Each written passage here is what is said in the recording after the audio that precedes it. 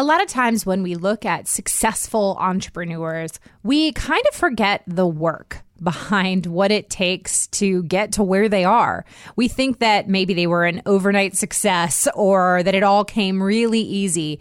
And we forget about the hustle, the work, the day-to-day grind, that time early on in business when you are spending all of your time trying to grow and trying new marketing techniques and all those things, all for the sake of pursuing a dream. My guest today really epitomizes what it means to work your butt off for what you love. And now she's taking that and inspiring others to do the same.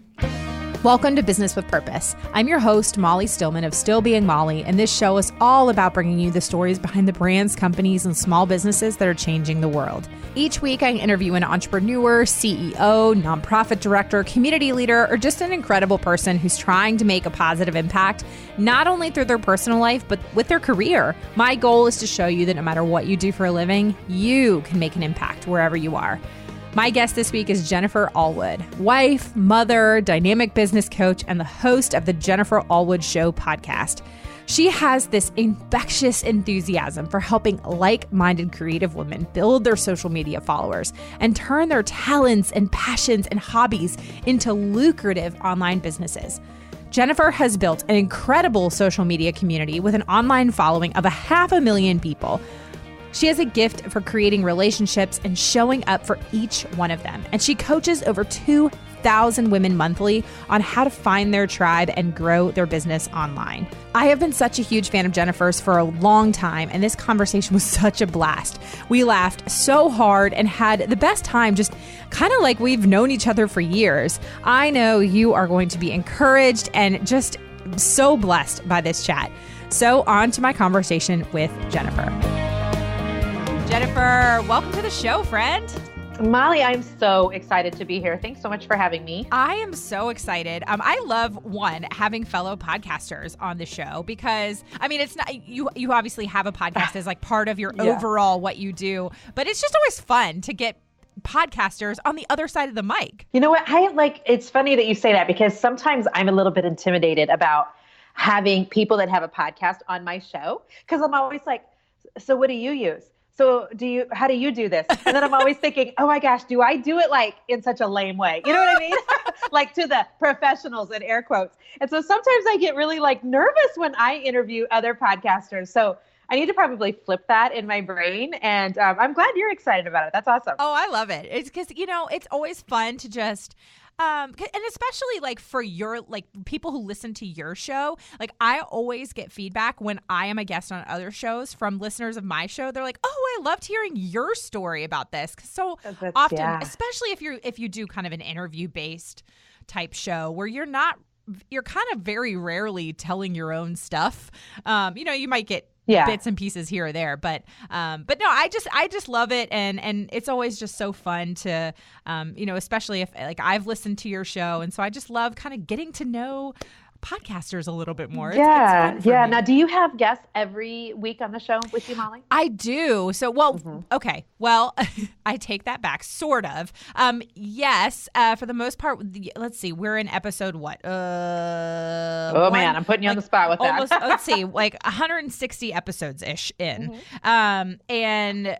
At episode 100, I started every 10 episodes, I do a solo show. So Excellent. and that was by request from listeners. They were just like, we would like to, do a frequently asked questions or like more topical kind of things. So, every 10 episodes now is me by myself. But then other than that, it's me and a guest every single week. Yeah. So. And I love that. And because I'm probably the opposite of that. I do a lot of podcasts with just me. I just talk to myself, Molly, and hope that somebody finds it interesting. Yeah. But it's so much more fun when there's somebody's on. But my biggest dilemma is always like scheduling, like both to get, my schedule and someone else's schedule to coincide. And it's always fascinating to me talking to people who mostly have guests, because I'm like, how do you do that? Because I feel like my calendar is a hot mess. And, trying to work somebody else into a hot mess is never very easy. So instead, a lot of times it'll be like 11 o'clock on a Thursday night. And I'll be like, hey, I think I'm going to go record next week's episode real quick. So it's always impressive to me to talk to people who have a lot of guests. So that's really cool. I gotta get my crap together. That's the bottom line. You got this. You do. You already have your crap together. Well, thank you. I don't know. That's up for debate. All right. Well, Jennifer, I want to dive right into the Jennifer 101, and that is what all our guests give us. And that's just your opportunity to kind of tell us who you are, what you do, and how you got to where you are today. Yeah, thank you so much. So, I'm married in Kansas City. We had 3 biological kiddos, and just in the last 8 months have taken in a little girl as her legal guardian. So we now have 4 wild and crazy kiddos and a dog I'm absolutely obsessed with, Molly. And I'm not a pet person in the least, like at all. I know people, you're going to get hate mail over this, but I just don't love animals. But we got this dog like a year and a half ago that I'm so obsessed with. She's a golden doodle, and she is one of the joys of my life. It's the craziest thing. And I coach entrepreneurs on how to grow social media and monetize their social media. My audience is mostly women who are creative entrepreneurs, but not all of them. So a lot of makers, people that are decorators, designers, painters, artists, bloggers, people who make cookies, people who make jewelry, people who are at Etsy. So that is a huge part of my audience, but that is definitely not where I started or thought this would be where I ended up. And I'm sure you hear stories like that all the time. Like 20 years ago, I was sitting at a desk job wearing pantyhose with a pager. Did you ever have a pager, Molly? Oh, I totally had a pager. And actually, fun fact, my current cell phone number, this is how long I've had it, was my pager number. No way. That's how long I've had this same number. And it's like a dinosaur number. Yes. And it's so funny because I haven't, my area code doesn't match where I live. And people are always really confused by that. I'm like, well, it's just at this point, area codes in a lot of ways, don't really actually matter all that much like they used to.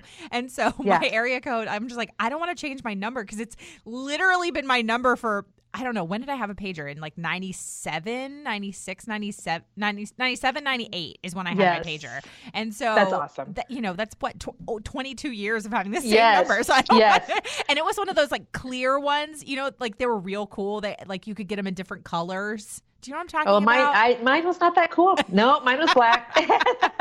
But between that and the pantyhose, I thought I was supposed to be living the dream. Yeah. I had the lanyard that got me into, I was working in software development is what I was working in. I had a degree in software development. And the only reason I selected that degree, and I didn't go to college until I graduated when I was 30 with my degree. I was a late bloomer.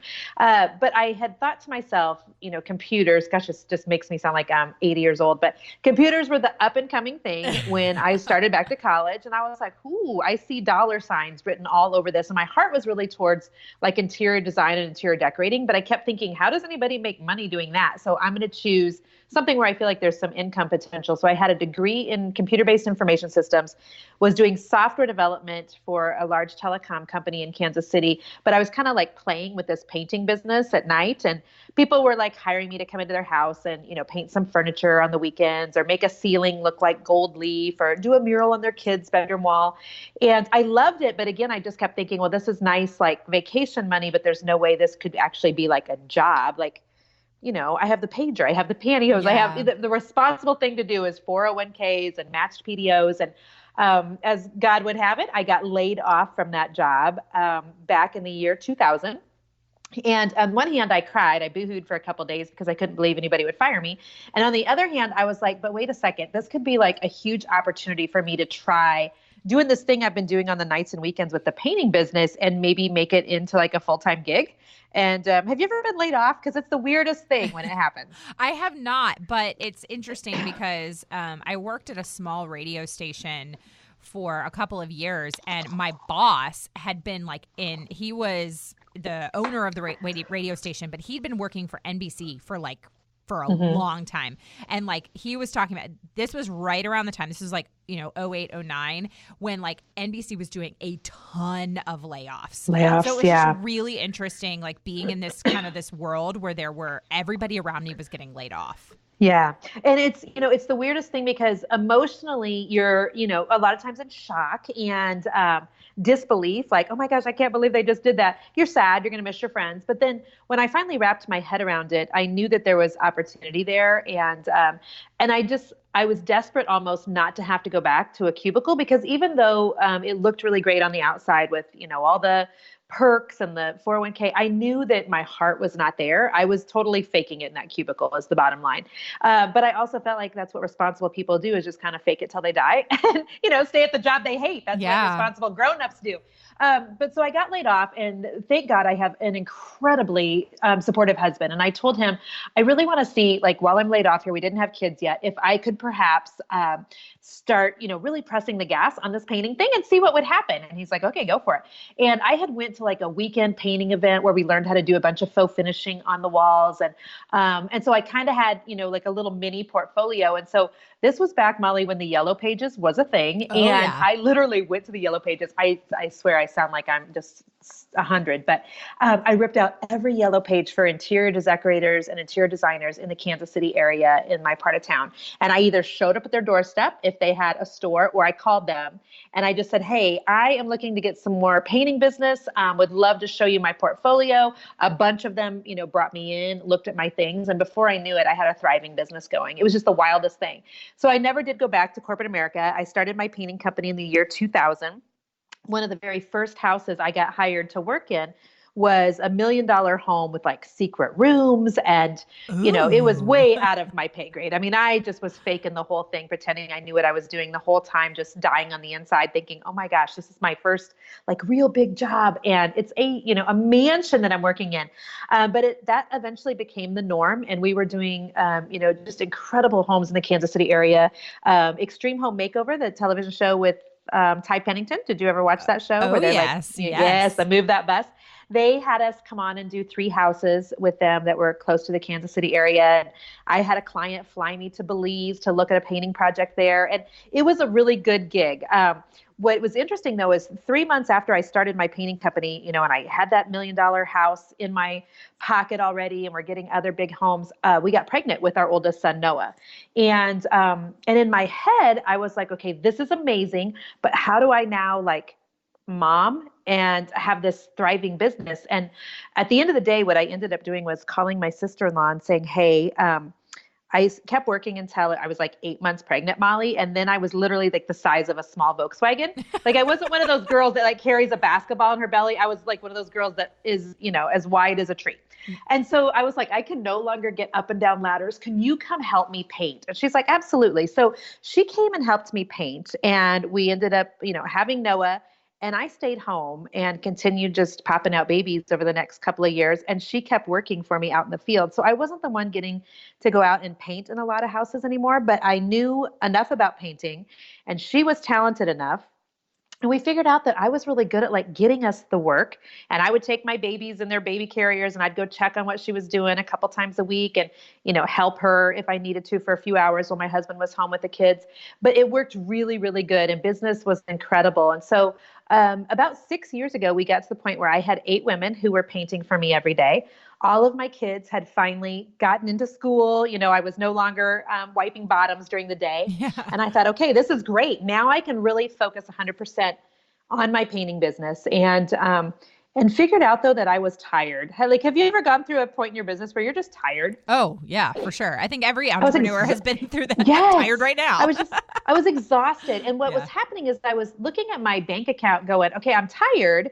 And I've got 8 women who paint for me every day. And I'm looking at my bank account thinking, there should be more money in this account. Like, what's happening here? Mm-hmm. I am hustling too hard for there not to be more coming into the bank account. I mean, we were doing well, but, Jason and my husband and I wanted to buy a new home and we wanted to travel more.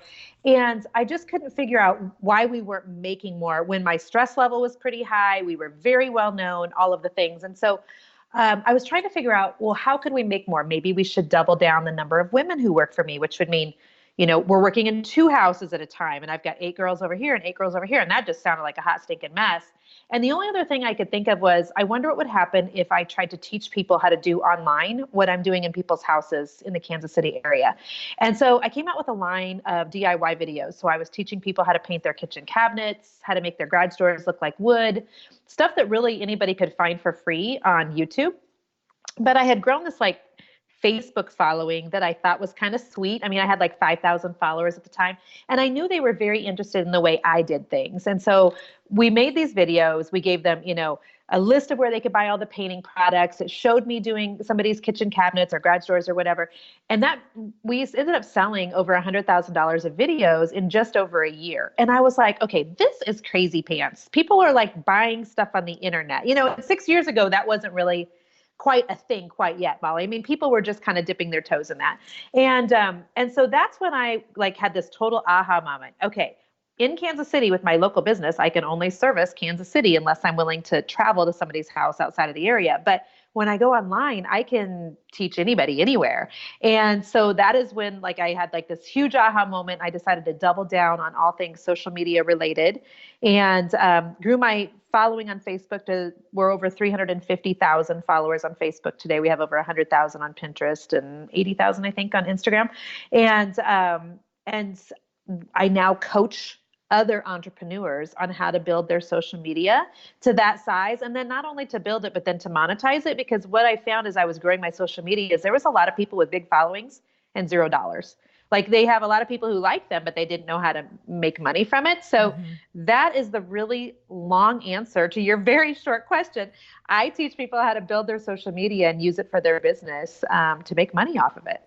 Yeah, I love your just very roundabout story. And a lot of times, like you said, there's so many entrepreneurs who kind of find themselves in that really similar path of just kind of being in a job that maybe they didn't love or didn't really bring them alive. And then something happens, like there's always a catalyst, like a life tragedy, a layoff or something. And it leads them to something else. And I love those stories because at the time, like when we go through, like it's just so, oh God, it's such a great analogy for life because isn't it? It's like those moments when it just seems like all hope is lost. Like I'm in this terrible place. I've been laid off, all those kinds of things. And yet like that was the setup that God put in your life to 100%. Put you on a path towards something else. Like who knows what your life would look like had you never been laid off? Like would you just have stayed in that job forever? You know what? Gosh, I would love to say, no, there's no way I would have. But part of me wonders, Molly, if I would have. Because I just know I bought my first home when I was 21. I was super responsible. I've talked about this on my own podcast before, but I call them SRPs. I was a super responsible person. And so I graduated when I was 17. I went to college my first year on an academic scholarship. I blew it when I got to college because I wasn't acting very responsible that first year. But I ended up then working 2 jobs, buying my first home when I was 21, when most of my friends were still out. Like I just felt like I kind of did the next thing expected of me. And so I don't come from a long line of entrepreneurs. I didn't have parents who were like, hey girl, you should totally consider working for yourself. Like that wasn't a thing. And so I didn't know any entrepreneurs, if that makes sense. So it felt to me like starting my own business was kind of like I was a renegade. I was the only person I knew that was doing that. And back in the year 2000, also, we didn't have Facebook and Instagram to be seeing that we're not renegades. There's a whole bunch of us out here. But, I felt like a lone ranger, just kind of, I don't have any idea how to, like, what do I actually need to do to get my business, like, legit with the state? I just didn't know what I didn't know. And Google, thank God, was, finally kind of coming to life and you could Google some things. But I wonder if I hadn't gotten laid off almost, if I would have just kind of sort of died in that cubicle. I would love to think that I would have been gutsy enough to at some point leave, but I just honestly don't know, Molly. So the bottom line is like, I'm literally so grateful to God that he was like, nope, we're just going to go ahead and boot you out of here, girl. Give you a little push start. You're going to figure this out as you go. And then equally as grateful for a husband who was like, yeah, we don't have kids yet. We don't have a ton of debt. Go ahead and try this business and let's see what happens. And what's really crazy, Molly, is that it's come like into this strange full circle where my business online, we're doing at this point multi seven figures a year in the online space. And so my husband was able to quit corporate America last year, and he works full time with me now on the business. And when I say full time, we work 4 days a week from 9 to 3. So that's, not really full time. We were able to take in the little girl. I mean, our life has just changed so dramatically that like I shudder when I think, gosh, I'm so grateful that I got kicked off that job. I'm just so grateful that I got laid off, or I don't know what life would look like. Because life right now looks so amazing, and it scares me to think I would have been stuck there forever. Yeah. And it's, it reminds me of that quote that Dave Ramsey says all the time, where he says, live like no one else so that you can live like no one else. Did you know I was with Dave Ramsey last night? No, I did not know that. Yes, I spent the evening with Dave Ramsey. That is so funny. What? Okay, so here's the backstory. Do we have 5 minutes? Okay, of course we do. Okay, so I started, that painting company back in the year 2000, and then fast forward many years to the real estate crash of 2008. Well, I was working for mostly builders locally in the Kansas City area, and my husband was in real estate. So the real estate market took this huge downturn, Molly. A bunch of my builders were going under, and if they weren't going under, they were getting divorced and just dissolving the business. And suddenly, Jason and I found ourselves in this very scary position financially, where he was selling 0 houses and my builders were, my income was cut in half. And so we started racking up credit card debt like crazy. And our boys are now, let's see, going on 18 and 16. And so they were little, like 3 and 1. And it was right before Christmas. We had $0 in the bank. We're living on credit cards. And Dave Ramsey had that radio show. And so I was freaking out, thinking as a super responsible person, we need to get rid of this credit card debt. What do we do? Do we turn in our 401k that, both of us have? Like, we need somebody who's smarter than us to tell us an answer. So I called into Dave Ramsey's radio show. And at the time they would ask you what you wanted to ask Dave, and then they would determine if they were going to have you live on his radio program, and then they would call you back and put you on the phone with him. Yeah. So they said, yep, he wants you on the show to ask this question, and we're going to call you back at 2:00 or whatever. So I saved the number in my phone. I was all excited. So Dave comes on, and somehow I managed to get my question out about, do we turn in our 401ks to pay off credit card debt? Because literally, I think at that point we had like $35,000 on credit cards. Like, I can't even believe I'm saying that out loud, but we were in a scary place. I mean, when your income is literally cut in half, so you just sometimes do what you got to do, and it racked up quickly. And so Dave comes on, I tell him my question, and then I begin, no lie, Molly, to just sob like a baby. And he was so like fatherly and so sweet. And he was like, Jennifer, well, I can tell that you're a hustler with your business, and you guys are going to be fine, and don't make any rash decisions, and don't turn in the 401k. And I'm like snotting all over myself, trying to, I'm doing the ugly cry on the Dave Ramsey show. And he just walked me through it in such a sweet, sweet way. So fast forward to about 3 years ago, I get an email from Christy Wright's Business Boutique. So Christy Wright is a Dave Ramsey personality. Yeah. And because I have a large social media following, they're like, hey, girl, would you like to come to our Business Boutique as an influencer? And I'm like, I don't know the words that you're saying. I don't know what an influencer is, but yes, count me in. I'm there. So basically, an influencer is someone that will go and, use all the appropriate hashtags on social media and do some Facebook Lives while you're there. And Christy let me interview her for my podcast while I was there. So I was basically just influencing other people to help them bring awareness to this Business Boutique. Right. It was so much fun. Last year, Dave Ramsey's people asked me if I would speak about social media in a breakout session. And I'm like, yep, I'm your girl. So in my head, I was thinking, I wonder if I'll get to meet Dave Ramsey. Well, sure enough, they have a lovely green room and, fantastic speakers.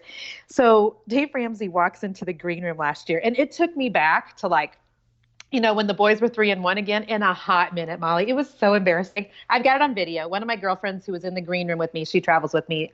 Literally, she travels with me to help pick out my clothes for my events and to pray while I'm there. That's her job. It's amazing. She's so awesome. So Jassie's got this whole thing on video where I meet Dave Ramsey. And again, I break down in the snotty tears, like, trying to keep it together. I had on fake lashes and all the things. And I lose my crap because I was so grateful to him that we came out of such a place of like desperateness. Yeah. And now to know that we're, doing multi 7 figures a year, like whose life is this? Yeah. So that was really cool. Well, then I will be speaking again this year in a breakout session at the Business Boutique, but we got a call last week. We had I hosted my first live event for people who are in business and in faith a few weeks ago. just so happens one of the women that was there, she was traveling with one of my guest speakers, was helping arrange a VIP meetup at a church locally here in Kansas City for Dave Ramsey and his team, and a new initiative that they're doing called Margin, helping people live with more margin in their life so that financially, so they can be more generous financially. And she's like, would you guys like to come, and get your picture taken with Dave and have and I'm like, say no more. I'm your girl. We are there. So my husband and I last night sat in a big church here in Kansas City, front row, got our pictures taken with Dave. I got to hug him again. I kept it together, Molly. Oh my gosh. I kept it together. And I'm like, okay, finally, like I've turned the corner. I can be in Dave Ramsey's presence and not bawl like a baby. That is Here so I am. funny. Here I am. Did you tell him that like you Yeah, called he knows. in? Oh my yeah, gosh. I'm like, I'm the girl that was like crying all over you in November. And he's like, yes. He goes, I hear you're coming back again this year. And then it completely just exploded on the inside, because what I heard with my ears was, oh my gosh, Dave Ramsey knows who I am. This is amazing. Whose life is this? That's amazing. Well, my husband is one of the Dave Ramsey smart vesters, for this for the area that we live in. And he got to go. He went I guess to Nashville for some training. And he got to meet Dave, and I just thought it was so cool. I was like, that's and what's really so cool is not only is he super smart with money, Molly, but if you ever have a chance for real to go hear him, there's something about the presence of him. Yeah. It's and he carries a mantle with him. He's very funny in real life. Like when he's on stage, he's hilarious. Yeah. And he's also so relatable. And what I love is he does talk to people about, obviously he's very, very smart in money, but then he also talks to people about the gospel in a way that's very enticing. And so I love his story of rags to riches, not once, but twice. Yeah. I love what he's doing just in terms of helping people get out of debt, because we've learned firsthand, it's not about the money. It's about what the money can do. One of my coaches always says that. And so, and that's why part of my business is teaching people how to build their social media. But the other part is monetizing it, because I know firsthand how when a business begins making more money, how that not only changes the business and you can employ more people and change their lives, but it changes your life as well, and what good can come from just making more. And so I love what Dave Ramsey is doing in the world. Yeah. Well, it's interesting that you kind of share that little bit of your story. I know that wasn't even on our list of things to talk about. Not that we even have a list, but that was random. I'm taking a quick break from my chat with Jennifer to share the Seiko Designs fall collection with you. I am pumped about it. I have been wearing my pieces every single day, and I constantly get compliments on them. This collection by the socially conscious fashion brand Seiko is absolutely incredible. You will be inspired by the richness of the season's colors, like pebbled amore, oiled olive, and this gorgeous mahogany leather. Let the fall collection not only be a celebration of travel, but also a celebration of the journey within. My personal favorite pieces are the multi-way shawl in Leo, which can be worn dozens and dozens of ways, the How It's Made Matters tee, and the multi-way tunic sweater that can be literally worn 5 different ways. Versatility, versatility, versatility. It's my love language. Now, to shop this beautiful, incredible, stylish, fair trade fall collection, go to seikodesigns.com/Molly Stillman. That's SSEKO designs.com/Molly Stillman. Now, back to my chat with Jennifer. My listeners know bits and pieces of my story. My blog readers definitely know my story because I actually was on the 700 Club of all places talking about it. No way. Yeah, they did a feature on, because I basically, when I graduated college, I was $36,000 in consumer credit card debt. That was all by myself. We were about living the same way, weren't we? Yeah, it was not good. And a very long story short, but I was not a Christian. I was not. I was very far from God. And in 2010, got saved and also began to really put the pedal to the metal and work to get out of debt. And God is really interwoven in that entire story. But it's funny because I didn't actually learn about Dave Ramsey, and I don't know if it's because I wasn't a Christian or if he's just I don't know, but I hadn't heard about Dave Ramsey until really towards the very end of my getting out of debt. But now it's really helped in just because my husband is obviously the exact opposite of me when it comes to like money and yeah. I mean, we're Most now more on are always the we're on the same page now, but certainly when we got married and we were dating, we were in completely different stages financially. And but it's just interesting, like now where Dave Ramsey is really more our guide as far as how we are good stewards of the money that we make. And so it's just this is just such a random aside, but it was like I guess summer of 2017 the 700 Club reached out and they like sent producers and a TV crew to my house. That is so cool. They did this like feature on the 700 Club, but apparently they liked it, so they re-air it all the time. And I don't ever they don't tell me when they re-air it, but it's really interesting. Do people just start tweeting you? Yeah. Like, Holly, I saw it. Yes. How cool is that? Yeah. And I'm like, oh gosh, I guess it aired again. But yeah, anyway, that it's is awesome. Such a like weird, cheesy thing. I mean, it was really cool experience. That stuff is so fun. And, what I love about because maybe that sort of stuff wouldn't be fun to everybody, but I can remember, and I'll just, you know that I'm a person of faith, so I'll just kind of mention this.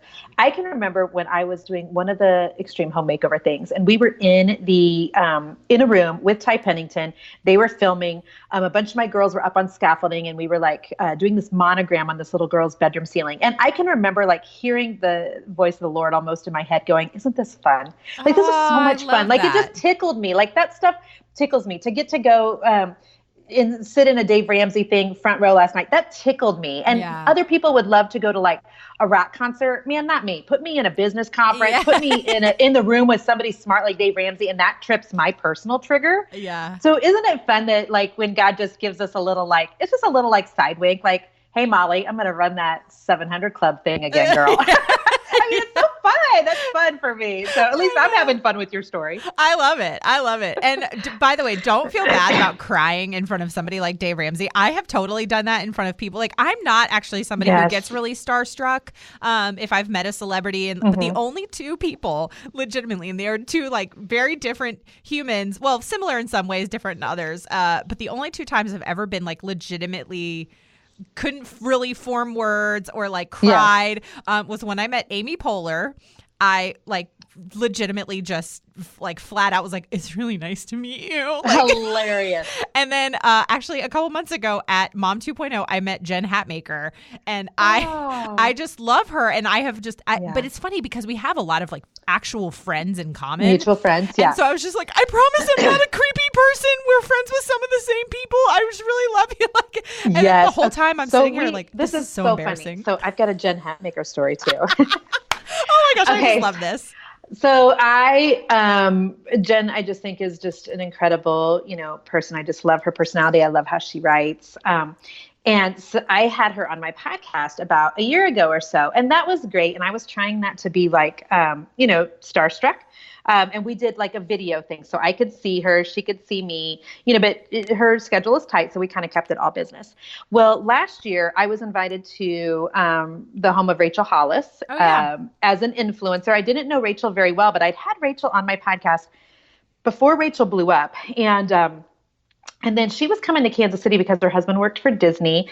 And I messaged her team and I said, hey, I have a large audience. This is why people need to build audiences. If you've got entrepreneurs listening right now, Molly, I hope they hear me, because large audiences open doors.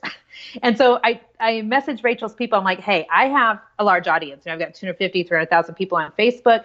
Rachel's coming to town. What if we did the meet and greet together? I could tell my people, she could bring her people, and they're like, absolutely. They were all over that. So I get to meet Rachel. So Rachel had me out to her home as an influencer.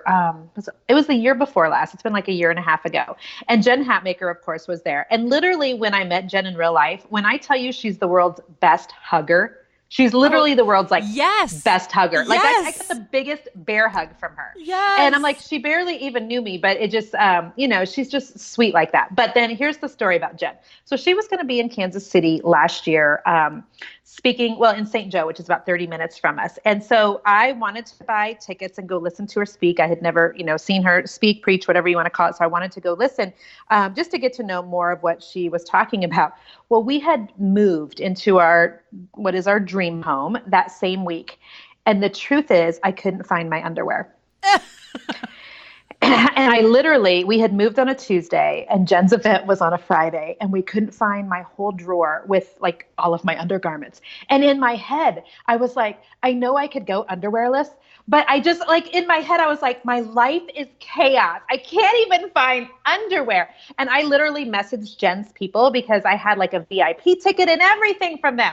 And I'm like, look, I love you, but I am a hot stinking mess over here. We're 3 days into our new house. Our kids are falling off the rails. I can't find my underwear. Please tell Jen I love her, but I can't come. And so that's my hat maker story. Yeah. Oh, and my goodness. I know. So, it. I could have went commando. I know, but I just like, it wasn't just that. It was, you know how when you move, you just feel like everything's in disarray. Everything. And in my head, I'm like, I can't go and enjoy it because my whole life is just in shambles right now. I need to clean up my crap and literally find underwear. So. Jennifer, you are the best person. I love you so much. You're hilarious. It's just people are sometimes shocked by my honesty. I'm like, there's no other way to be. And what I hope that when I'm honest with people and sharing, parts of my story, I hope it makes them feel more normal because what I have realized in building my career is that so many people feel like the people who have made it, and I put that in air quotes, have got it all together. And the truth is we're just winging it just like everybody else. Yes. And we're just, trying to find our underwear and snotting all over celebrities just like everybody else. Yes. I mean, we're so normal. And so I know when I do meet and greets and I've had a couple people, who have met me and cried, like I get it. And it feels like such an honor because, I've done it to other people and it feels like such an honor. And I just, and it makes me just feel like what I'm doing in the world is important. And, I'm just super grateful for where God's got me. I love that perspective. And it's so fun. And it really does just give, it keeps us all humble. Yes. We gotta stay humble. Isn't that the truth? But I want to go back a little bit to something that you had kind of touched on that I think is a really, it's interesting because a few episodes ago, I had my friend Brandy Riley on from Courage to Earn. And if you don't know Brandy, you two should connect because y'all are amazing.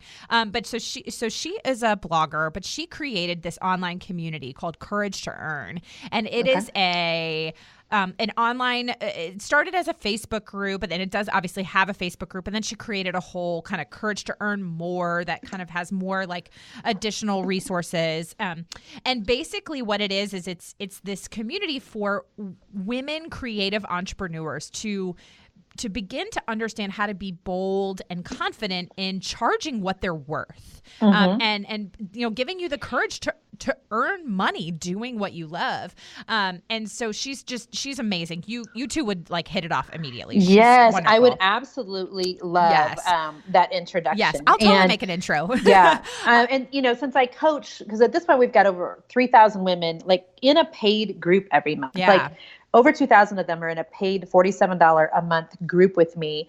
And one of the things we talk about a lot is charging because especially since I'm coaching a lot of creatives, like here's what I've noticed. And please hear me when I say this is not a sexist comment, but men don't struggle with charging like women do. No, they don't. They just don't. No, it's not like the guy that did my landscaping is like laying in bed at night going, oh gosh, what do I give Jennifer for a bill? He just doesn't.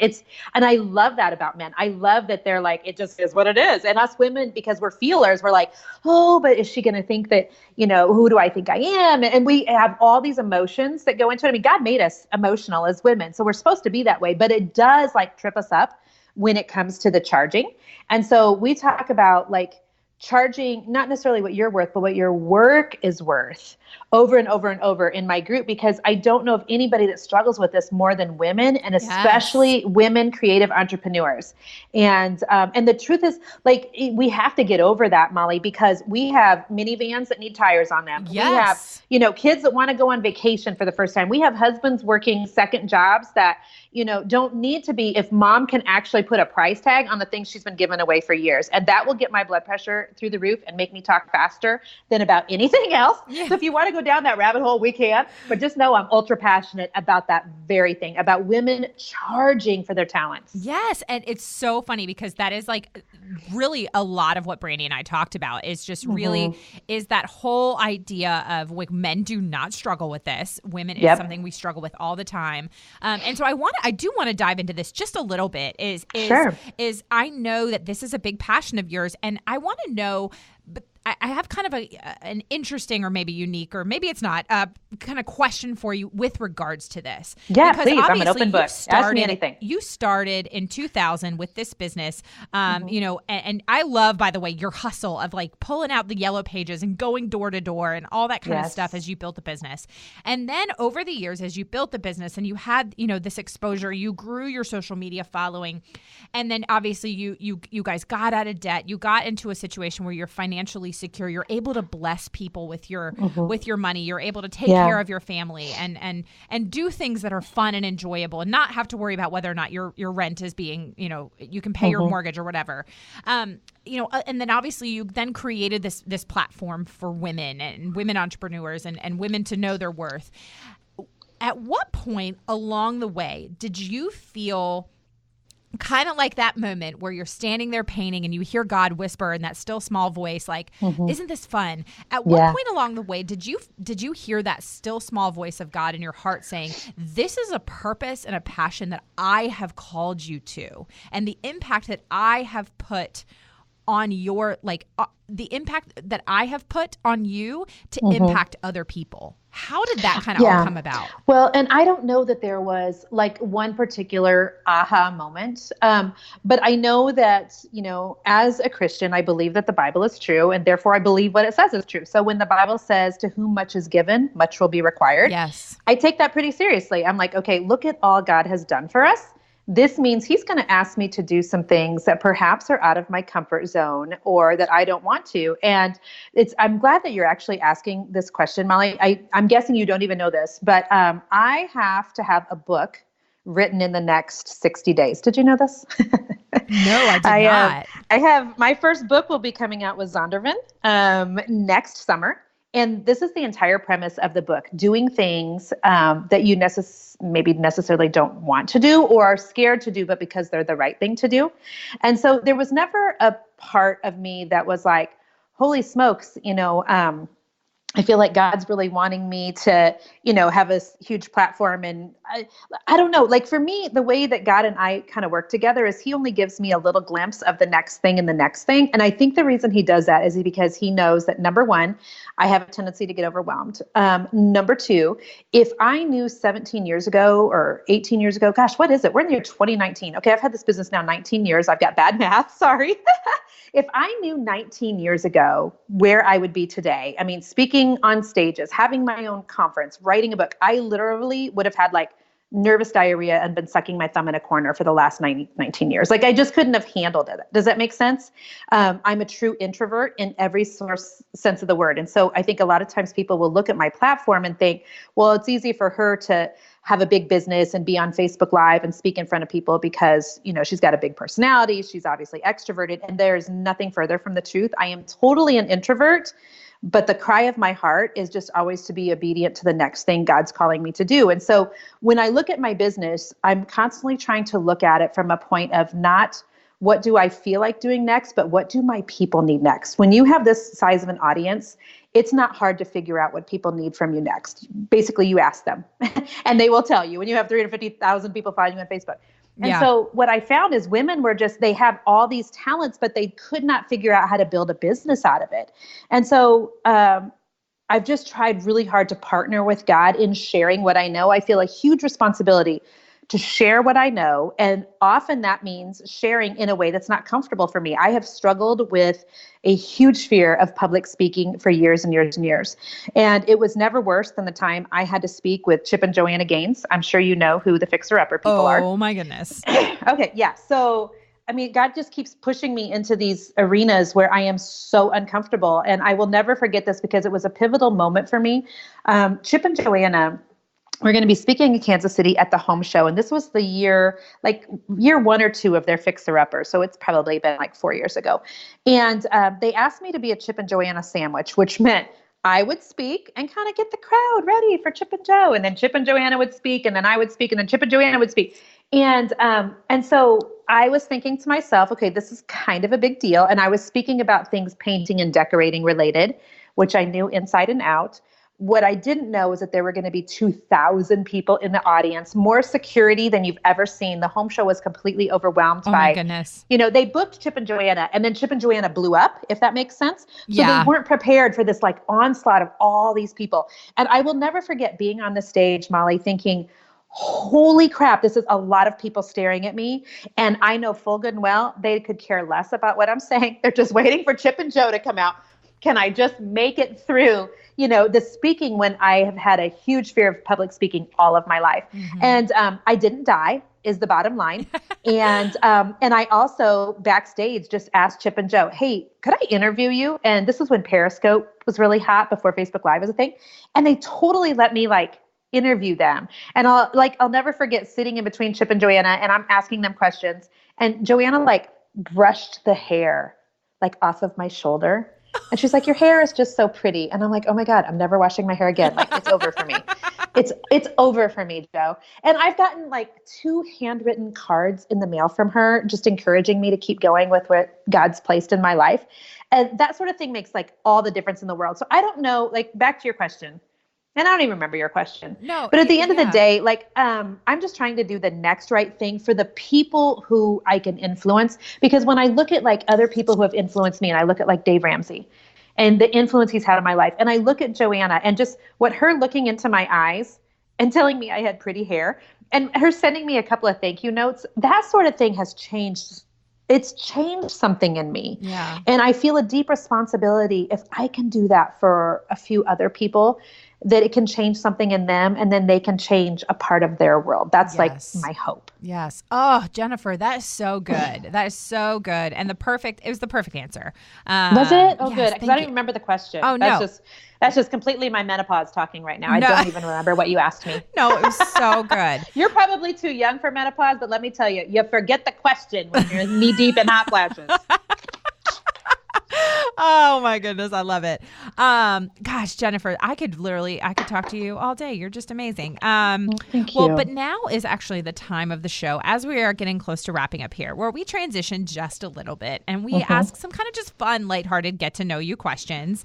And as my listeners are well aware, this is also the part of the show where we transition, or where my executive producer husband, that's what I call him. He inserts a movie clip or a TV clip or a sound effect to transition us. And every week it's a surprise. We never know what it's going to be. It's a whole thing. So, Jennifer, are you ready for the get to know you round? A little nervous, but yes, let's do it. Don't be nervous. Don't be nervous. It's going to be fun. Because if you look at the word menopause, it has the words men and pause. Yeah, it does. Which I have discovered means if you're a man, you better pause before you say something. All right. Question number 1. What things do you do every day that you wish could be totally automated? Brush my teeth, do my hair, put on makeup. I hate it all. I'm such a girly girl, so I don't leave the house without lipstick. But then I got crap to do. When I'm only working 4 days a week from 9 to 3 while the kids are at school, I wish I didn't have to do that sort of thing. Food, I wish was automated. Yes. I wish it would just arrive on the table and it would be low carb and it would be lovely and hot because I hate to cook. And so those sorts of things, they kind of get in my craw a little bit and irritate me because they have to be done every day. And I don't find a lot of joy in putting on my makeup.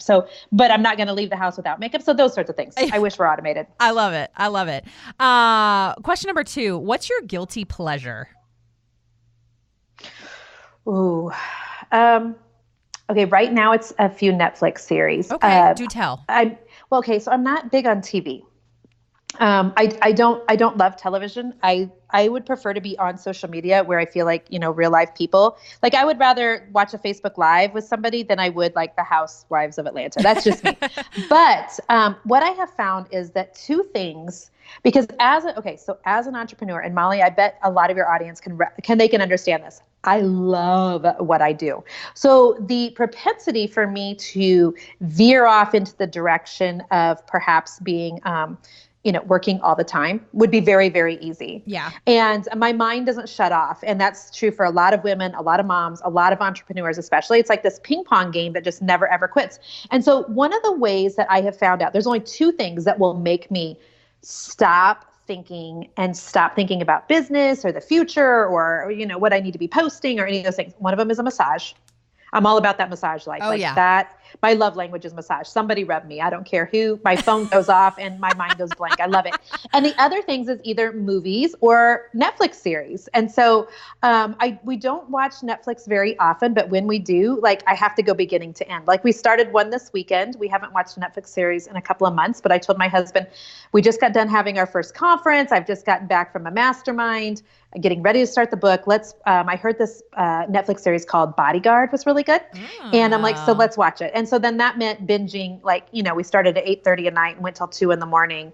And did that 2 days and we're done. And I love that because it kind of takes me out of my current world and makes me shut off my brain. And I can't watch Netflix and be on Instagram at the same time. So I love that. Yes. Guilty pleasure. Yes. My husband and I just started Dead to Me, which is a new Netflix series that everybody's been talking about. And well, actually, by the time that this airs, everybody's going to be like, oh my gosh, Dead to Me is so like last year. Right. Was it good though? Would you totally recommend? Well, we're only a couple episodes in and it is very good. It's very good. So it is not at all what I expected, but I don't honestly really know what I expected. So have you watched Abducted in Plain Sight? No, because it gives me so much anxiety. Just like knowing what it's about. Okay, so somebody else was like, you need to watch that next, and I'm like, we have 4 kiddos. Yeah, I don't think I can the do new it. little one is only 4 years old, and so I don't know that my heart can handle it. Yeah. My vain imagination would probably go off the deep end, but we are always looking for a new series so that when we have a chunk of time, we can actually sit down. So I'll put that Dead to Me on the list, girl. Thank you. Everybody's talking about it. So, you know, just hop it on the bandwagon. It's cool. Awesome. Love it. Okay. Well, so since you are about to, start writing your book, I know that a lot of writers are like, they don't read while they write. Have you read any books this year that have been really good that you would recommend? Yeah, I'm not a reader. I'm a listener. No, so, because this is the honest to goodness truth. It could be my age. I'm getting ready to turn 48. I don't know. But when I read, I fall asleep. It's like narcolepsy sets in. It's the weirdest thing. So I am an Audible junkie. I love Audible. And I love Audible. And so, but I always have like 6 or 7 books going at once instead of any good one. But the truth is, I'll be really honest with you, I'm all about podcasts instead of books anymore. Yeah. And the reason is because I feel like I can do a 45-minute podcast and really get some insane value out of that. Like, while I'm driving somewhere, while I'm, taking the kids to a softball game, while I'm doing the laundry, while I'm putting on my makeup. And so I actually prefer podcasts over books, which is really bad considering I'm about to write a book. No, it's funny because I also love listening to books. I mean, there will be certain ones that I will sit and read, but I've been binging books this year on Audible and like Hoopla and some of those book apps. And I kind of like what I'll do is I'll do like a couple books and then I'll like take a couple week break and just listen to podcasts. And then I kind of go back to doing books. And so I've been going in and out, but it's been good. It's been good. Yeah. And because I'm an introvert, so I traveled last week to a mastermind event in Toronto. And so it takes a long time for me to get there. It's like an 8-hour, there's 2 different plane rides and there's my car ride with the driver, both to my airport and then to the hotel once I get there. And I literally put in headphones. Like there's no bigger tragedy to me than when my AirPods are dead because I will listen to podcasts the entire time, like even just walking through the airport. And I know it probably looks like I'm unsociable, and I am because I'm an introvert. But I love that I can I can get 5 or 6 like podcasts whipped out in a trip, and that just makes my heart happy. It's also a really good time to listen to books. But like I said, I tend to get bored. And so I start like 6 or 7 at a time and, get what I need kind of out of one. And then I kind of get bored with it and I'll go on to something else and then go back to a podcast. And so that's currently where I'm at. Yeah, no, I love it. That's great. Okay. And then my last question. Well, actually, I have one really quick question before I ask you my question that I ask all my guests. And it's because I noticed in your headshot that you're wearing nickel and suede earrings. Yes, they're friends of mine. Do you know them? Yeah. So Kylie, funny story. Oh my Kylie gosh. and How do we know all these people at the same time? That's so funny. It's really a small world. It actually really is a very small world. So like years ago, and by years ago, I mean 2014. So what's 5 years ago?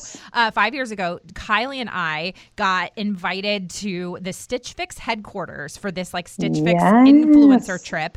And it was a month after she and Soren started Nickel and Suede. And so she brought these like leather earrings. She's like, so I just started this business and I created these leather earrings. Isn't like, she what precious? do you guys think about them? I just started this little business, but now it's on the Forbes now, like top 100, crazy, business list or whatever. It's insane. And so it's just so funny because I still have that pair of earrings that she gave me like right when they started. And now I own a lot. I'm not even going to say the number because it's a really embarrassing number of nickel and suede earrings, but it's just so funny because I saw your headshot and I was like, this is my people right here. She's wearing my nickel and suede So they're local here in Kansas City. Yeah. And she is a friend of a friend is how I met her.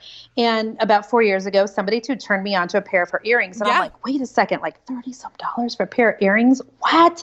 And so somebody gave me a pair as a gift. Well, I put those suckers on my earlobes and I was like, wait a minute. Yeah. Hold the phone. Thank you, Jesus. It was like the heavens opened. Hallelujah. Because here's what happened. That 1 year when I was in college and lost my scholarship and lost my mind, like I was wearing those huge Janet Jackson hoops, and broke they your earlobes. Drug down my lobes. Yes. Yeah. So I put on a pair of Kylie's nickel and suede earrings. I'm like, they are like feathers on my ears. And then everything changed. I had to get them on my podcast a couple of years ago because I'm like, how do you go from cutting out a couple pairs of leather earrings in your garage to now on Forbes? I mean, the magnitude with which their business has exploded is just insanity. And they just have a precious family. And so thank you for noticing those earrings. Yes, I love it. Of course. I totally know. And my husband's like, as he listens to this, he's going to laugh because he knows my obsession.